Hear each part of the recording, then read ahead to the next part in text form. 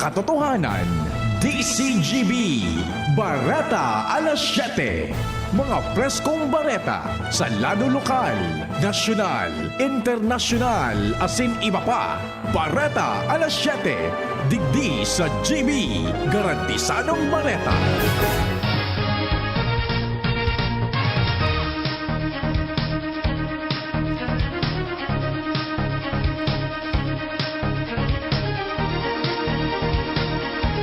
Maray na aga mga tugang uya po ang mga bareta ngunyan na Webes. Enot sa headlines kan mga bareta. Sa lado lokal, Legazpi City Veterinary Office nangapudan sa mga opisyales kan barangay na tabangan sinda na masigurong ligtas sa rabies ang publiko.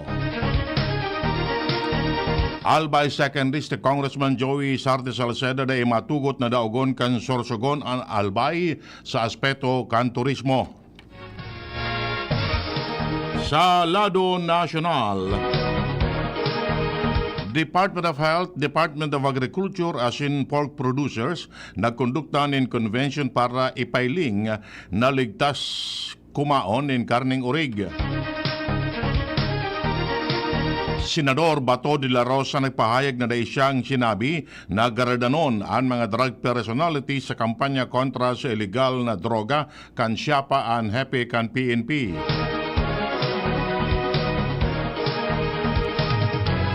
Sa ibang nasyon, dating US President Donald Trump asin US Vice President Kamala Harris nagkasundo sa mga regulasyones sa debate.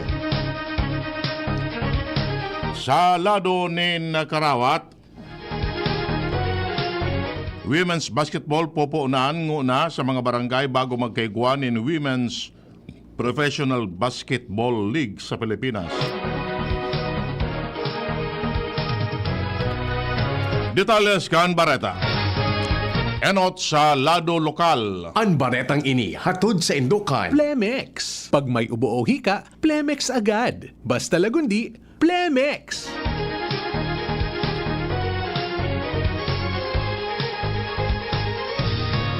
Piging ganyar ni Legazpi City Veterinary Office Head Dr. Manny Estepona ang mga opisyales kan barangay na tabangan sinda sa pagsiguro na ang mga Legazpeño asin ang publiko salbado sa rabies. Sigun sa iya, kapagi kan pag-implementar kan Responsible Owners of Dog Ordinance, Barangay Responsible Owners of Dog o BRAD program asin ang pagbilog nin Barangay Responsible Owners of Dog Enforcement Team mamantinir ang pagiging zero rabies case asin mapupugulan man ang pagdakol kan mga stray dogs o balaw-bagaw na ayam.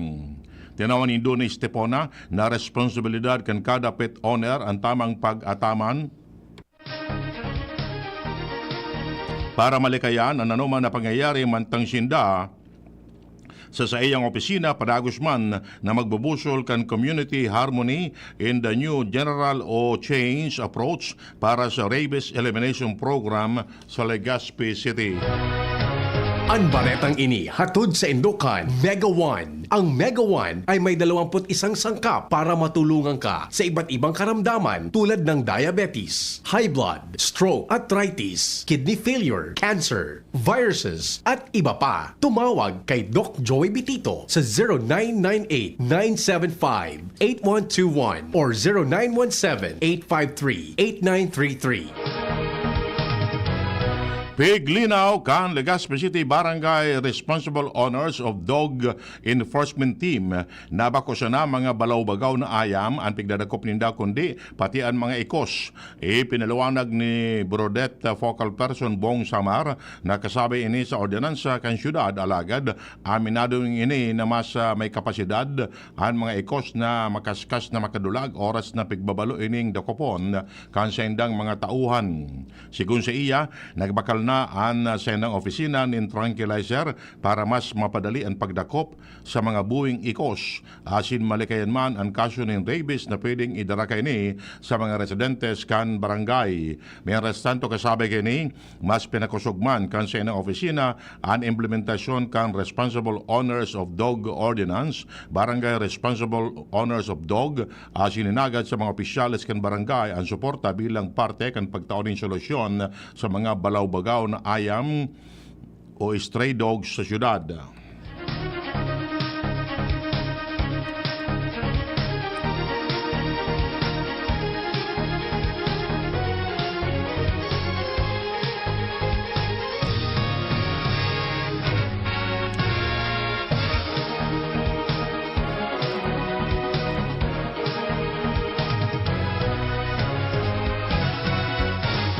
Iba pang detalles kan bareta sa lado lokal. Dahil matugot si Albay Secondary si Congressman Joey Sarte Salceda na madaog kan Sorsogon an Albay pag-abot sa lado nin turismo. Sigun kay Salceda, manonotaran ngunya na agresibong maray ang liderato kan Sorsogon sa pamamayo ni Gobernador Edwin Boboy Hamor, sinahiling ang major development lalo na sa infrastructure project na nagiging tourist attraction ngunyan. Tinawan hindu ni Salceda na dakulan sa hindang pigpaplano sa Albay kung saan ehemplo digdi ang ipigbubusol na pagkonektar kan Cagraray Island, Sinbatan Island para sa tourist attraction pag-abot kan panahon. Siniguro man ni Salceda na magpapadagos ang sayang esperso sa pakikipagtabangan sa mga ahensya de gobyerno, ako Bicol Party List, siniba pang stakeholders para sa pagbilog nin mga proyekto na magkakatabang sa pag-uswag kan turismo digdi sa Albay.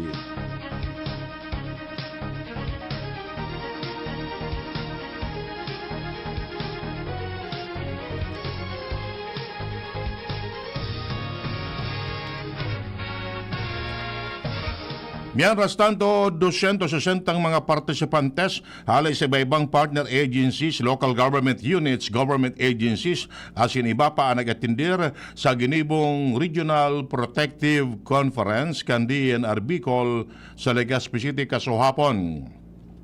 Sa entrevista kan DCGB News kay DNR Bicol Regional Executive Director Francisco Milla, katuyuan kan pagtaripon ng mapakasog ang kolaborasyon asin magtaramangan sa pagprotehir sa kapalibutan lalo na sa mga protected area sa Kabicolan. Sinabi ni Milla na nagkapara sa mga ipighiras kan mga speakers iyon mananangod sa pagkonservar kan biodiversity sa Bicol.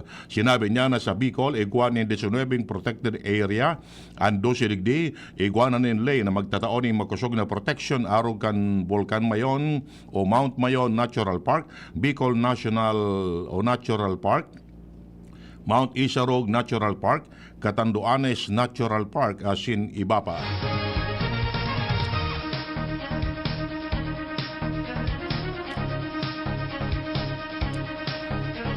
Mientras tanto, nagkondisyoner nin review and validation kan risk resiliency program ang DNR Bicol sa paagi kan Provincial Climate Risk Diagnostics o PCRD tool and right shop on preparing bankable project proposal. Katuwang kan DNR sa aktibidad ang Climate Change Service asin United Nations Human Settlements Program. Ang aktibidad na ini pinartisiparan kan DNR Regional asin Field Offices, Provincial Environmental Management Unit, asin Provincial Local Government Units kan Sorsogon, Camarines Sur, Camarines Norte, asin Masbate.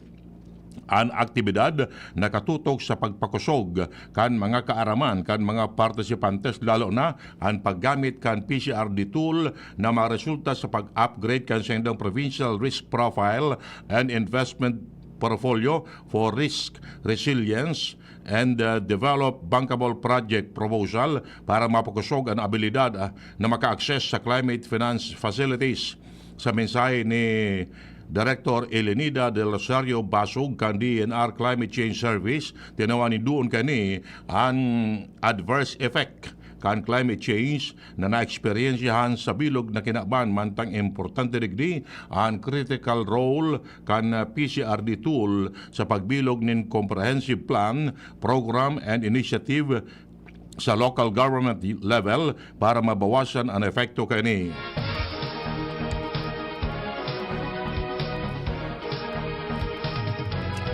Iguanan in aksyon ang manamiento kan Bicol International Airport katakod kan ipaabot na reklamo kan mga pasahero dalan sa sobrang init na na-eksperyensyahan sa mismong waiting room kan aeropuerto. Sinabi ni BIA Acting Airport Manager Roland Busito na sa presente, igwasindanin parameters na pigbugtak na 4 na air conditioning unit asin 2 stand fan sa ground floor kan waiting area kan gabos na pasahero. Kasabay niya o sinabi niya na kasabay sa pigahagad kan sa idang manamiento sa mismong central office kan Civil Aviation Authority of the Philippines yung dagdag na unit nin mga fasilidad tanganing masimbagan ang problema kan mga pasahero. Siniguro man niya na nagtataon in tulos na aksyon ang manamiento kan BIA sa mga problemang ipigpapaabot sa saydang opisina lalo na sa lado kan mga fasilidades. Target kan Virac Municipal Police Station na may deklarar na drug cleared ang banwaan sa primerong tulong bulan kan masunod na taon. Sigun kay Police Major Imsol Ikawat, hepe kan Virac PNP, sa ngunyan, 2 pang barangay ang ipigpapairarom sa proseso asin validasyon kan sa indang mga dokumento. Ang mga ini yung barangay Concepcion asin Palnab del Norte. Sigun kay Ikawat, dakulang hagyat sa mga otoridad ang deliberasyon dahil ang banwaan sana ang natatadang banwaan o munisipyo na daipan ay dedeklarar na drug cleared sa probinsya kan Catanduanes. Siniguro man niya na magpapadagos sa insayang esperso na mamantinir ang pasi orden sa banwaan kan Virac asin malinig ini sa illegal na droga.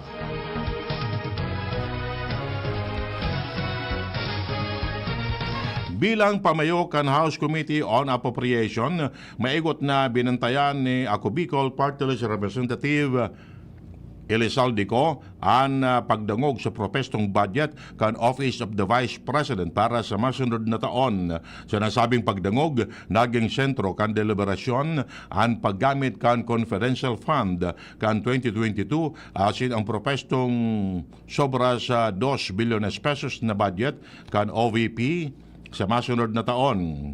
Maski nagsayumang personal na defensahan ni Vice Presidente Sara Duterte ang budget kan sa iyang opisina, pinili ni Kong Saldi na tawanin doon ang importansya kan proseso kan budget briefing sa Kongreso. Sigun sa iya, importante ang sharing ng mga pagdangog dahil digdi masisiguro na tama asin magkakanego ang paggastos kan fundo kan gobyerno. Ang pagtokar sa nakaaging paggastos kan OVP, parte kan transparency asin accountability na pigahagad kan mga namamanuaan. Tinawan ni linaw ni Kong Saldi ang pagngangaipo na tukaron kung paano ginastos yung OVP ang siya ng budget sa mga nakaaging taon. Partikular na ang issue kan confidential fund. Sinabi niyang di pwedeng itsapwera ang mga nakaaging paggastos kan fundo kay puwan na may palawanag asin masabutan kan gabos kung paano ini ginamit lalo na ta kwarta kan gobyerno ang pig-orro ng digdi. Ang masunod na pagdangog itinalaan sa September 10 kung sain pigdalauman na magpapadagos ang hararom na pag-ugid sa mga propestong budget para sa 2025. Iyan ang primero gabdangkan mga bareta. Ang iba pa pagkatapos kani. At ngayon, ang pinakabago, ang pinaka-epektibong food supplement na mabusising ginawa sa Amerika at matapos ang 3 taon, aprobado na ng FDA. Mega One, ang evolusyonaryong produkto na nagtataglay ng 21 natural na mga komposisyon na nakatutulong upang palakasin ang immune system at ang ating kalusugan. Para sa karagdagang impormasyon, maaaring pumunta kay Doc Joey Bitito sa Barangay 18, Cabangan West, Legazpi City, kaharap lang ng Bangko Sentral ng Pilipinas. O tumawag sa 0998-975-8121 or 0917-853-8933 para sa free consultation sa natural medicine. bisitahin din ang aming Facebook pages, Mega One Superfood at MHC Bayanihan Official. Mega One, evolusyon para sa kalusugan. Ano man ang atubangon, tasigor si Shine.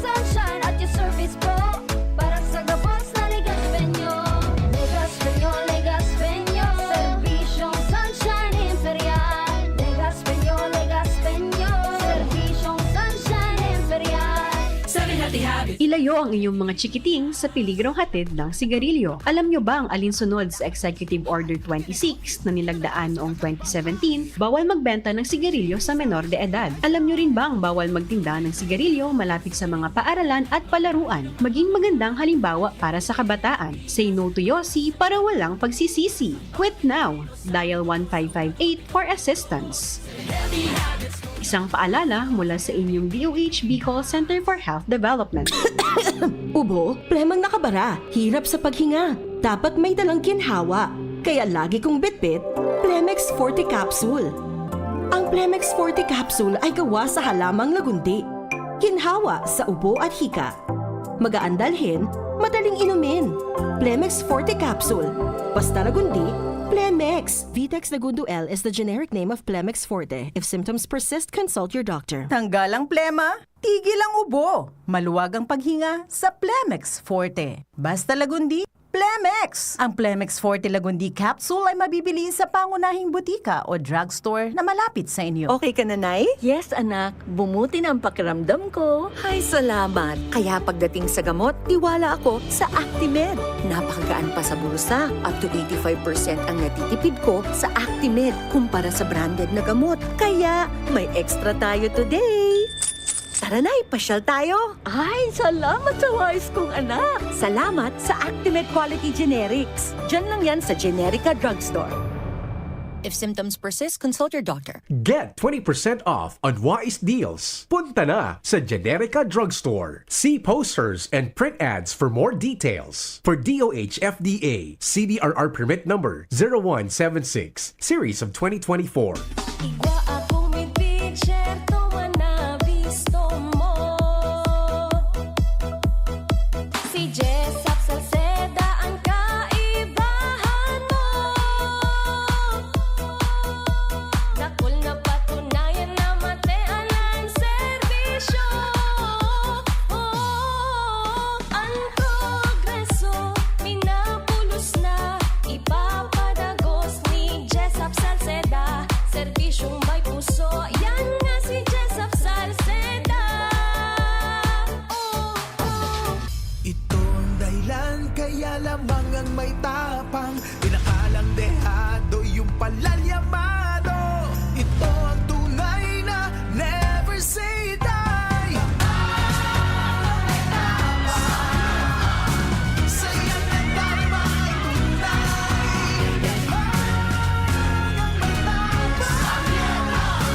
Itaas ang tagay, kabarangay. Drink responsibly. Ginebra San Miguel, lamang ang may tapang sa One Ginebra Nation.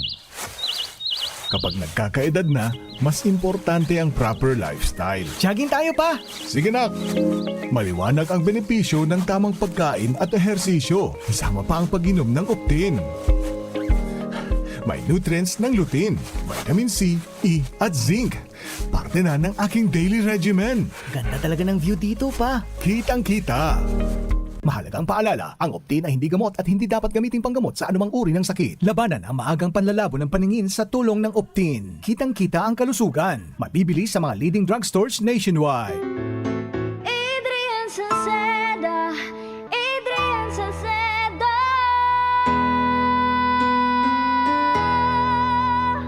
Padagos ang pagtabang niya sa sato padabata. Yan ang satong alkalde sa banwaanin Pulangi. Taon-taon kadako lang mga naginibuhan niya. Idolo padabata si Adrian Salceda. Tunay na aki kan tercer distrito.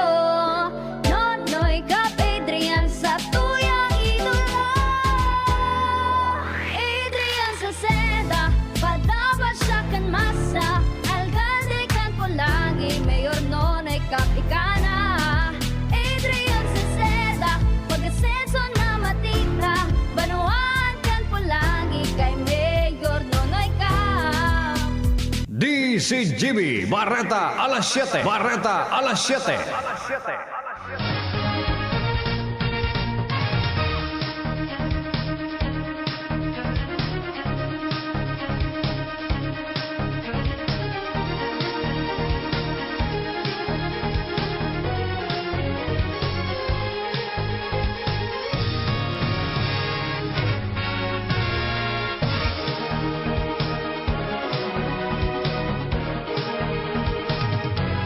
Detalles kan Barata sa Lado Nacional.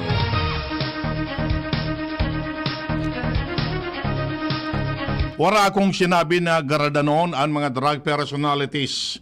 Ini ang tinawan ni linaw ni Senador Bato de la Rosa matapos siyang akusaran ni Police Colonel Jovi Espinido na sinugo siya kay ito na neutralize ang drug operations sa Albuera Leyte kung saan nagadan sa drug operation si dating alkalde Rolando Espinosa Sr. Sa pahayag ni De La Rosa, anong maraot kon in-neutralize ang drug dahil kay po ang talagang in-neutralize ang problema sa droga.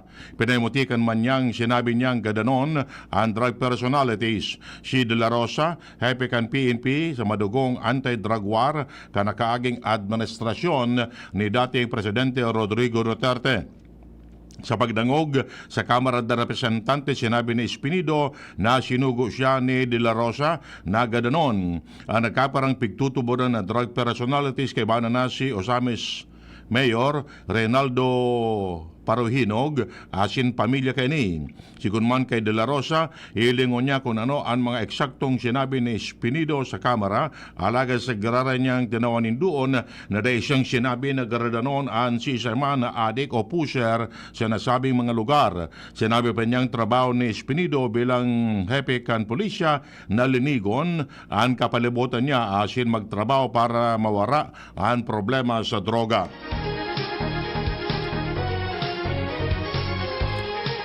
Inabuso kan mga pulis ang pagpapautob kan drug war o kaya war on drugs kan administrasyon ni dating Presidente Rodrigo Duterte para magdilihensya.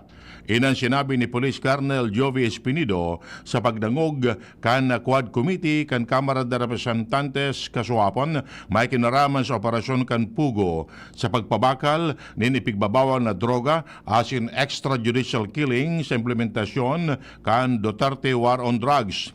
Sa paghapot ni Ako Bicol Party List Representative Jill Bungalon, sinabi ni Police Colonel Jovi Espinido na inaprobitsaran kan mga nakapalibot kay Duterte ang drug war dahil sa kaunasan, posisyon asin kwarta. Sinabi ni Espinido na 20,000 pesos ang reward na ipigtatao sa kada nagagadan.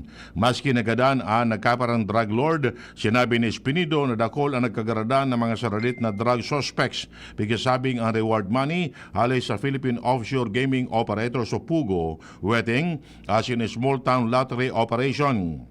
Base sa mga report, maabot sa 30,000 ang nagkagaradan na drug suspect sa implementasyon kan war on drugs kan administrasyon ni Duterte.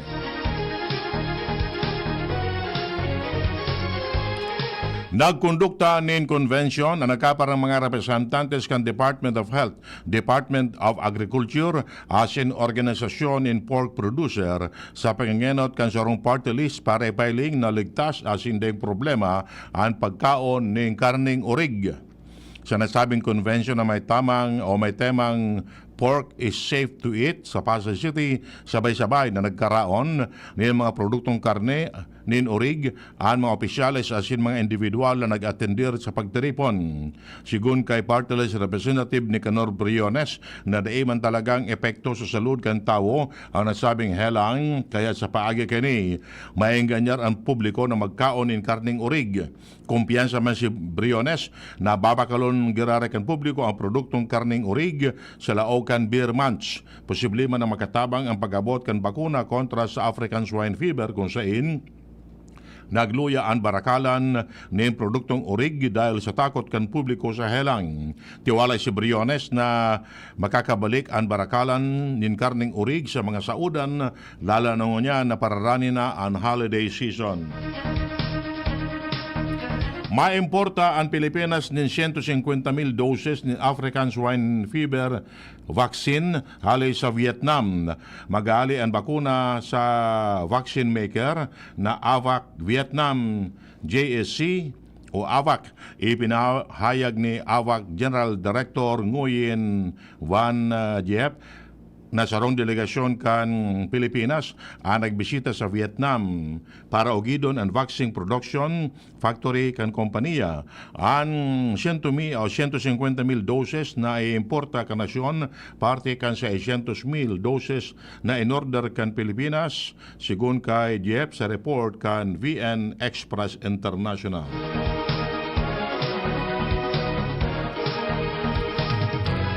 Kinasuhan kan Philippine National Police ang 29 miyembro kan Kingdom of Jesus Christ. May kinaraman sa espersos kaning maarestar ang puganting pastor na si Apollo Quiboloy. Sigun kay PNP spokesperson Police Colonel Jean Fajardo na kun sa paguna kan mga kinasuhan na may nangyari na pang-aabuso, libre sindang magreklamo. Sinabi ni Fajardo na kan Domingo nahiling ninda kung gurano ka violente ang pigigibo ninda sa mga pulis na pigagapo nin darakulang gapo pinukpok renapado asin sinibiyahan nin mabatang tubig asin binadulan pa nin mga monoblocks. Igwanin mga inispray nin fire extinguisher sa mga pulis pero dahil ni nahiling na nagbalos. Sobrang maximum tolerance talaga ang ipinautob sa operasyon. Kasong pagsuway sa Batas Pamansa 880 o Public Assembly Act ang napigplantar na kaso pati na ang disobedience to an agent of a person in authority kontra sa 29 persona o miyembro kan KOJC. Tinawan ni Dune Fajardo na agiyon ninda sa legal na proseso ang sendang aksyon kontra sa mga ini. Idinugang pa man niya na base sa mandato ang sendang aksyon asin daing pagsuhay na ginibo ang mga pulis.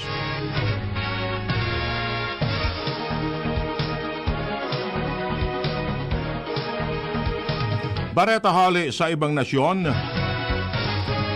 Nagkasundo sinda dating US President Donald Trump asin Vice President Kamala Harris para sa mga regulasyon sa sendang debate sa September 10 sa Philadelphia. Sinabi kan dating US President na arugon ang sendang debate. Sinainot na ipinautob kan kalabang pa niya si US President Joe Biden. Dagdag pa ni Trump na nasabing mga regulasyon kan enot naging efektibo sa mga kandidato. Enot kini nagdebate ang duwang lado kung dapat na i-off ang mikropono sa kada saro kada bes na may nagtataram para dai makaraot sa debate.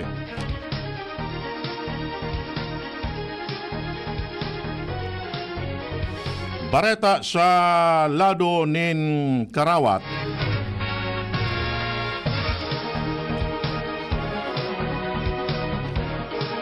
Para kay dating PBA player Jerry Esplana, dahil pakayangon niyan na magkaiguan in Women's Professional Basketball League, arugan Women's National Basketball League o WNBA sa Pilipinas. Sigun si iya kay puan unang mamidbidan sa kada barangay ang women's basketball. Idinugong pa niya na diit pa sana ang mga babae nag-entra sa o gusto magkawat din basketball sa nasyon. Sigun kay Esplana, bago kita magkaiguan in Pro League, pagkasugun una ang kampanya sa ibaba o barangay level, dinugang pa niya na kulang sa langkaw ang mga babae bako arog sa men's basketball. Pabor siya sa pagkakaiguan in Women's Basketball Pro League, pero dapat pagidaleon dahil sa ngunyan malumoy pa ini. Ultimo sa detalles kan Bareta ang kamugtakan kan panahon nasa linya ang Pag-asa. Diyos marhay na pagkagapos sa mga taga-DCGP. Asin sa gabos na taga-pakinig asin taga-subaybay kan DCGP. Sa nga na pet sa Augusto 29, 2024 sa aldaw ning Huwebes ning pagkaga. Ininang sa tuyang latest update sa kamugtakan kang sa tuyang panahon. Southwest Monsoon o Paros kang habagat ang nakaapekto sa sentro kang Luzon, sa sur kang Luzon asin sa Kabisayaan. Dahil ang kayan digdi sa Kabikulan, magiging bahagyang mapanganoron sagkod sa panganoron na kalangitan na may mga pulo-pulong mga paguran o pagkikilat pagdaguldod. Ang Paros ay maluya sagkod sa moderato na hali sa sursurnopan ng mamamasian. Ang mga baybayong dagat asin kadagatan kang Kabikulan, magiging banayad sagkod sa moderato ang pagupol. Tinatayang agwat ning temperatura, pigalaumang poon, 25 sagkod 32 grado sentigrado. Asin ang aldaw ay masirang nagsirang kasabago ang alas 5.34 ng pagkaaga. Asin masulnop at yan na alas 5.58 ng pagkahapon. Ini si Melvin Almohela reporting live candidate sa DOST Pagasa, Legazpi.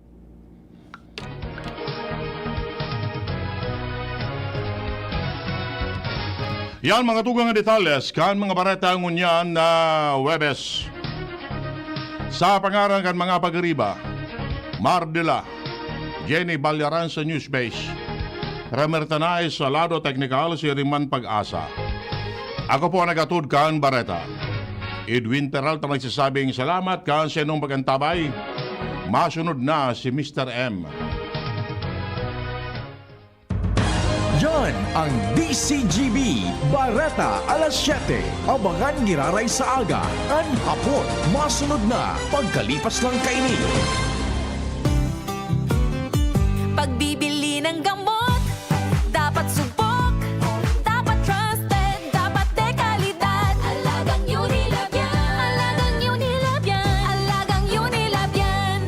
Kalidad na gamot, vitamins at pampaganda, meron ng Unilab para sa'yo. Yan ang alagang Unilab. Angat ang lahat, aprobado na yan. Sa pag-uswag kita, mag-iribahan, makatao, makadiyos, matinabang. Yan si Giselle Salceda, mga tugang sa itong malalaong